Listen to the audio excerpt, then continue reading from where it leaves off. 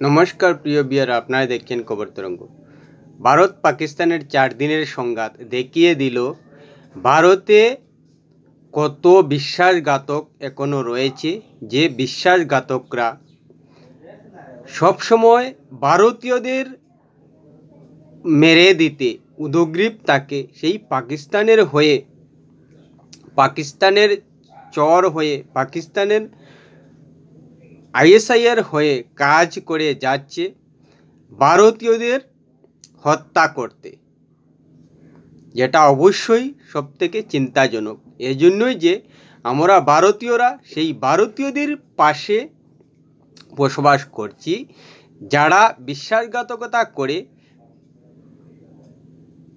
পাকিস্তানের হয়ে ভারতীয়দের হত্যা করতে সাহায্য করে যাচ্ছে, যেটা অবশ্যই ভারতের জন্য চিন্তার এবং ভারতীয়দের জন্য উদ্বেগের।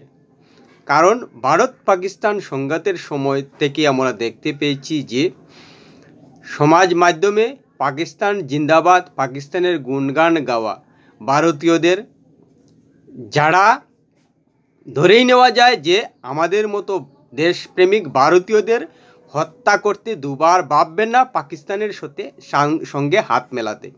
কারণ ভারত পাকিস্তানের সঙ্গে যে সংঘাত হয়েছে, নিশ্চিতভাবেই পাকিস্তান সন্ত্রাসের পক্ষ নিয়ে ভারতের সঙ্গে সংঘাতে জড়িয়েছে। আর সেই সন্ত্রাসীকে সাহায্য করা, পাকিস্তানের গুণগান গেয়েছে বিশ্বাসঘাতক সেই ভারতীয়রা, গাদ্দার সেই ভারতীয়রা পাকিস্তানকে সাহায্য করে যাচ্ছে। এজন্য অবশ্যই দেশকে চিন্তায় থাকার সঙ্গে সঙ্গে আমাদের ভারতীয়দেরও বিশ্বাসঘাতক ভারতীয়দের জন্য উদ্বেগে থাকতেই হচ্ছে। প্রিয় বিয়ার, ভিডিওটি ভালো লাগলে সাবস্ক্রাইব করবেন, এতে আপনার ক্ষতি হবে না কিন্তু আমাদের উপকার করে দেবে। সংঘাতের পর ভারতে যে বিশ্বাসঘাতক রয়েছে, ইউটিউবার পরিচয়ে, ইঞ্জিনিয়ার পরিচয়ে, সেনার পরিচয়ে এবং বিভিন্ন পেশার পরিচয়ে, তাদের বিরুদ্ধে জোরদার অভিযান চালিয়েছে ভারত সরকার। এ পর্যন্ত 15 জনের অধিক বিশ্বাসঘাতক ধরা পড়েছে। শেষ ধরা পড়েছে হাসিন নামের একজন ব্যক্তি, যে পাকিস্তানের আইএসআইয়ের হয়ে কাজ করত ভারতে। আর এদের বিরুদ্ধে অভিযোগ, ভারতের বিভিন্ন নিরাপত্তাজনিত স্থানের তথ্য পাচার করছিল, ভারতীয় সিম কার্ড পাচার করছিল এবং ভারতীয় সেনার বিভিন্ন তথ্য পাচার করছিল পাকিস্তানে এবং পাকিস্তানের গোয়েন্দা সংস্থা আইএসআইয়ের কাছে। আর এসব বিশ্বাসঘাতকরা ধরা পড়ছে রাজস্থান, গুজরাট, পাঞ্জাব, উত্তরপ্রদেশ, হরিয়ানাতে। আর এদের মধ্যে সবথেকে উল্লেখযোগ্য হলো জ্যোতি মালহোত্রা, যিনি পাকিস্তানে গিয়েছেন।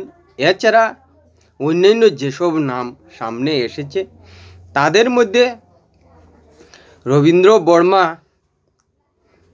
মতিরাম জাট, সহদেব সিংহ গোখলি, দেবেন্দ্র সিংহ দিলো, নৌমান ইলাহি, আরমান তারিফ, শকুর খান, কালিম,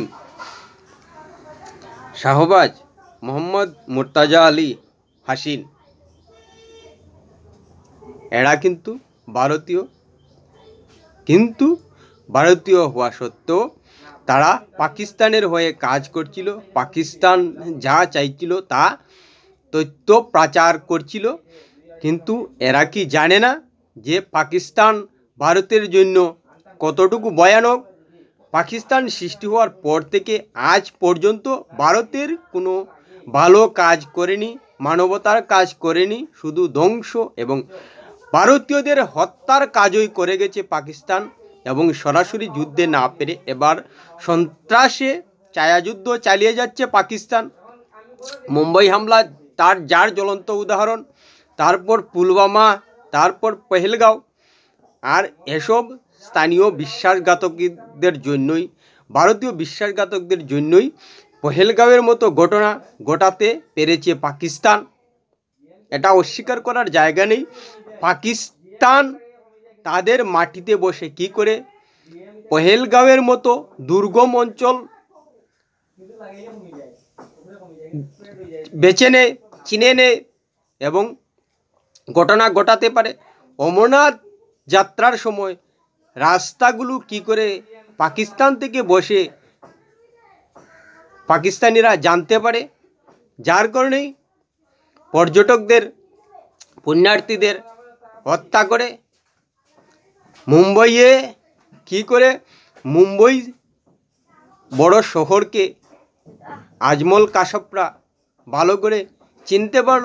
নিশ্চিতভাবেই ভারতীয় বিশ্বাসঘাতকরা ভারতবর্ষের বিভিন্ন স্থানের তথ্য, নিরাপত্তা তথ্য, সেনাবাহিনীর অবস্থান সমস্ত কিছু পাচার করছিল, যার কারণেই এই বিশ্বাসঘাতকদের জন্য পাকিস্তান নিজেদের মাটিতে বসে ভারতের বিষয়ে মোটামুটি একটা ধারণা পেয়ে যায়, আর এজন্যই মানুষকে মারা যায়। এ ধরনের ঘটনা পাকিস্তান করতে পারছে। আসলেই ভারতে যে বিশ্বাসঘাতকরা ভারতীয়দের প্রতি মায়া মমতা থেকে পাকিস্তানের প্রতি বেশি তাদের দরদ, সেটা অনেক দিন থেকেই সারা ভারতবর্ষী জানে। এমনকি ভারতের ছোটো ছোটো বাচ্চারাও জানে যে পাকিস্তান ভারতের শত্রু, শুধু শত্রু নয়, চিরশত্রু। এবং পাকিস্তানের জন্মলগ্ন থেকেই পাকিস্তান ভারতের জন্য কোনো ভালো কাজ করেনি, ভারতের সঙ্গে কোনো সদ্ভাব রাখেনি, ভারতের জন্য কোনো মানবতার কাজ করেনি। সব সময় ভারতকে ধ্বংস করার চেষ্টা করেছে, সব সময় ভারতীয়দের হত্যা করে এসেছে এবং সব সময় ভারতের ক্ষতি করে গেছে পাকিস্তান। সেই জায়গায় দাঁড়িয়ে আমাদের পাশে থাকা ভারতীয়রা যে ভারতীয়দের হত্যা করার জন্যই পাকিস্তানের সঙ্গে হাত মেলাচ্ছে, সেটা ধরেই নেওয়া যায়। এটা কোনো অবস্থায় দ্বিধা থাকার বিষয় নয়। যারা খুনি পাকিস্তান, সন্ত্রাসকে মদত দেওয়া পাকিস্তান এবং ভারতকে ধ্বংস করতে চায়, পাকিস্তানের সাহায্য করে, পাকিস্তানের নামে গুণগান গায়, পাকিস্তানের নামে জিন্দাবাদ দেয়, তারা ভারতীয়দের নিহত হওয়ার ঘটনায় নিশ্চিতভাবেই আনন্দ পায়। এবং এই বিশ্বাসঘাতকরা যে ভারতের ক্ষতি হবে জেনেও পাকিস্তানকে সাহায্য করে এবং তাদের সাহায্যের কারণে যে ভারতীয়রা নিহত হবেন সেটাও কিন্তু জানে এই বিশ্বাসঘাতকরা।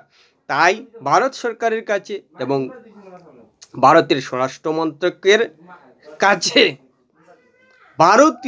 আমরা ভারতীয়দের একটাই দাবি, এইসব বিশ্বাসঘাতকদের পাকিস্তানের মতো দৃষ্টিতে দেখা উচিত, পাকিস্তানিদের দৃষ্টিতে দেখা উচিত। কারণ পাকিস্তানিরা শত্রুতা করে, সেই দৃষ্টিতেই এইসব বিশ্বাসঘাতকরা ভারতের বিশ্বাসঘাতক বলে বিচার নয়, এরা ভারতের শত্রু বলে বিচার করা উচিত এবং সেইভাবেই তাদেরকে দেখা উচিত। কারণ তারা ভারতে থাকলেও পাকিস্তানকে সাহায্য করলে যে পাকিস্তান ভারতীয়দের নিহত করে, হত্যা করে, সেটা প্রত্যেক ভারতীয় জানেন, নিশ্চিতভাবেই তারাও জানে। তাহলে ভারতীয়দের হত্যা করবে পাকিস্তান, সেটা জেনেই তারা পাকিস্তানকে সাহায্য করছে। তাই জেনে বুঝেই যদি ভারতীয়দের হত্যা করার ক্ষেত্রে পাকিস্তানকে তারা সাহায্য করে থাকে, তাহলে তারা পাকিস্তানি শুধু নয়, তাদেরকে ভারতের শত্রু ধরে নিয়েই উপযুক্ত বিচার করা উচিত।